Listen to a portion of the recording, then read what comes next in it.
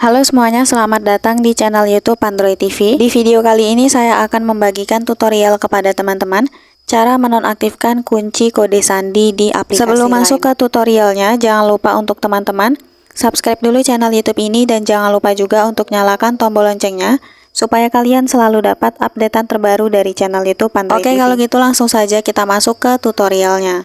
Selain video ini, kalian juga bisa tonton video saya yaitu tutorial cara menyimpan data di Line. Untuk linknya bisa kalian klik di pojok kanan atas. Oke, yang sebelumnya sudah mengaktifkan kunci kode sandi di Line. Jadi ketika kita mengaktifkan kunci kode sandi, maka setiap kali kita membuka aplikasi Line, harus memasukkan dulu ya sandi yang sudah kita buat. Nah, contohnya seperti ini nih teman-teman.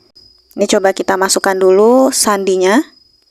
Nah, baru terbuka ya aplikasi lainnya. Nah, buat teman-teman yang justru merasa ribet ya kalau harus selalu masukkan sandi ketika buka aplikasi lain, maka untuk cara menonaktifkannya, setelah di beranda lain kita bisa klik pengaturan yang ada di pojok kanan atas. Oke, kemudian kita klik privasi.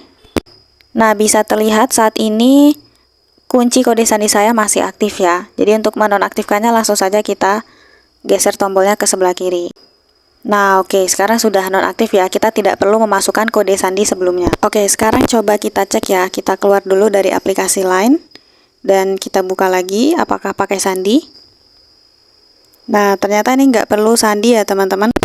Langsung terbuka ke aplikasinya. Nah, tapi minusnya kalau kita nonaktifkan kunci kode sandi ketika orang pinjam HP kita, nah maka aplikasi lainnya bisa dibuka ya tanpa seizin kita. Seperti itu. Jadi silahkan teman-teman coba cara yang sudah saya share ini.